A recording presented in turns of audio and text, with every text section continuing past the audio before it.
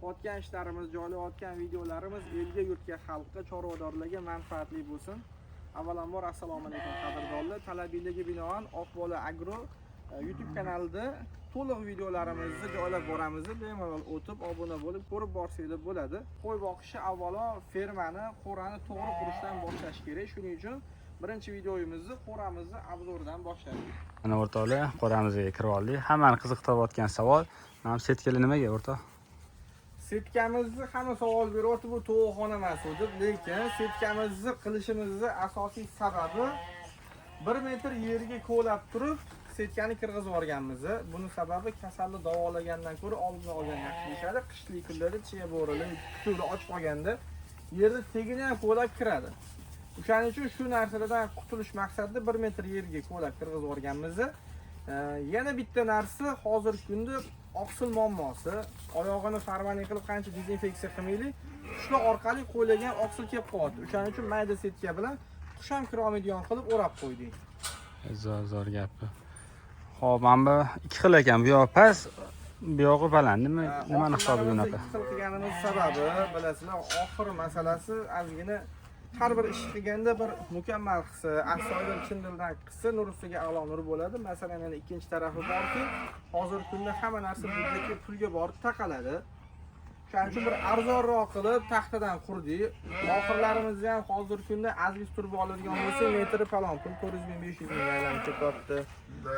Ani tayyor vodiydan chaqirtiradigan bo'lsak ham, uni metri 150 ming 200 ming, eng arzoni shunaqa narxdan tushyapti. Biz buni qilganimizki 60 ming so'm bo'lsa, eng yaxshi tunikamizni tunika sexda uni ikkiga bo'ldirib, keyin buklatib qildik.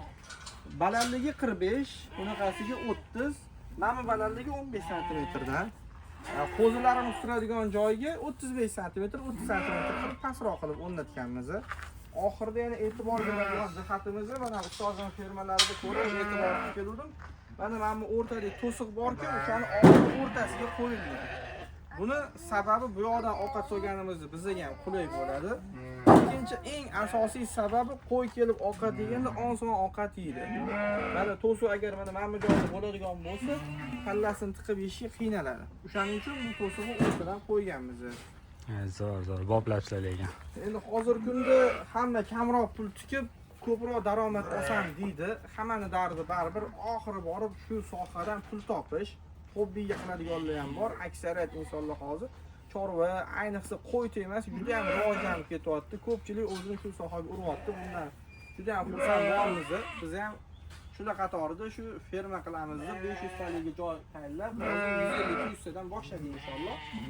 Arzonroq variant qilib, tepasini kilonkada, soya salqin bo'lsin, qishda shu ob-havo normativ qilib, qamchi qo'yib, ustidan kilonka tortib qo'ydik. Oxirimizdan shu budjetni qilib tunikadan qildik.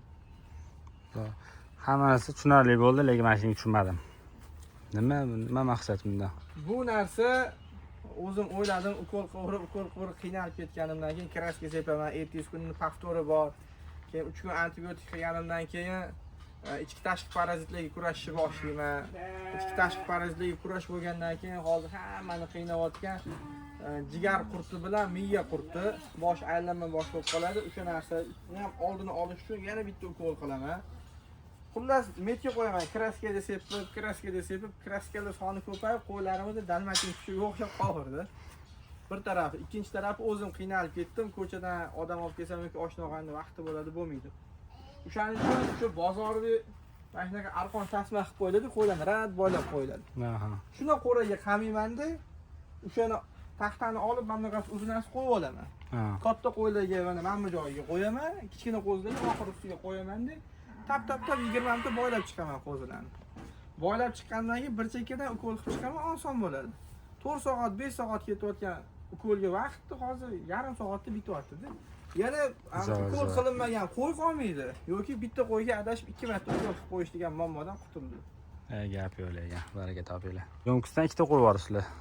Ko'p emasmi? Buni ikkita qo'yganimizning sababi avvalo suvsiz hayot yo'q. Har bir jonni ushlab turadigan suv zapasda turadi deb bu yo'linamizga atdenni suv keladi, bir chekkadan taplodi bu to'lgandan keyin narigisi to'lib oladi. zapas suv tursin deb buni ikkitadan qo'ydik. 2 tonna suvimizni bir kun 2 kunga yetadi. Suv o'chib qolsa ham bir 48 soat, 72 soat davomida qo'ylarimizni, fermamizni suvsiz qolib ketmaydi. Bu birinchi sababi. Yana ikkinchi sababi qishli kunlarda suvimiz xona haroratida turadi. Shuning uchun yo'mkisi ichkariga qo'ydik. Yozda ham, qishda ham o'sha tana harorati bilan bir xil bo'lgan haroratda suvni ichadi. Bu o'ziga yarasha ustunliklari bor. Shamollab qolish yoki issiqlab qolish har xil muammolidan xolis bo'lamiz. Keyin suv temasiga bitta narsani suvni oxirini ham ko'rsatib o'tamiz. Har bitta qo'raga oxiriga rasxod qilmaslik uchun bitta oxirimizni o'rtaga qo'yib yubordik. Bu narsani ham shu ustozimiz fermalarda ko'rganmiz. Kranni ochamiz, suv to'ladi bo'ldi. Ichiga axlat ham tushirmaydi. Oyog'i bilan ham kirib olmaydi. Mana bu yoqdan ham kelib bemalol ichadi, bu yoqdan ham kelib bemalol ichadi. Zo'r. Boplabsizlar. Nega suvning rangi yashil? Suvimizning rangi yashil bo'lishiga sabab bizada bir haftada 2 kun vitamin D'imiz bor. Dushanba, seshanba kuni men обязательно qo'ylarimizga u qanaqa qo'y bo'lishidan qat'iy nazar vitaminli suv beraman. B12, B6, E, D, xullas kompleks vitamin qo'shiladi. Har xil firmalarniki bor. Buni o'ziga yarasha sabablari bor. O'zi umuman liboy sohani qilganda bir mukammal yondashish kerak. Shunda baraka chiroyli bo'ladi. Bularni biz tashqariga olib chiqib boqmaganimizdan keyin bularga Alloh taolo kerak qo'ygan organizmga kerak vitaminlarni tabiatda yaratib qo'ygan. O'sha vitaminlarni jamlanmasini suv orqali beramiz. Ishtahasi zo'r bo'ladi, kasallikka chalinavermaydi, yegani organizmiga yaxshi yuqadi. Xullas qo'ydan shu suv orqali vitamin berishimizni ustun taraflari juda ham ko'p. Mana shu qo'ylarni ko'rib eslab qolinglar. Allipadan ham 5 battari ham bor, allipaga o'xshagani ham bor, sal tuzuvlari ham bor. Videomizni 2026-yil 28-aprel sanasida olinyapti. Mana shu to'g'ri ratsion bilan, to'g'ri lichenalar bilan boqilsa, xudo xolisi bu qo'ylardan ham yaxshi natijalarga erishamiz. Bu qo'ylarning zotiga gap so'z bo'lishi mumkin emas. Qo'ylarning yaxshiligini, yelini kattaligi va bolalarini chiroyli sog'lomligidan bilsak bo'ladi. Bu qo'ylar juda ham ozib ketganining sababi ozuqa yaxshi bo'lmagan. To'da faqat o't yeb yurgan. O'zi o'tdan yaxshi ozuqa yo'q, lekin bu qo'ylarimizdan 1 yilda 2 marta bola olingan. O'shaning uchun bular o'zini organizmini sal tiklab olishga ulgura olmagan. Biz 8 oyda bir marta bola olish jarayoniga o'tib olamiz. Xudo xolisi bularga dam berib, lichenalarni qilamiz. Keyingi videolarimizni nima haqida bo'lishligini fikringlarni kommentariyada yozsanglar, shunga qarab videoda joylab boramiz ketma-ket.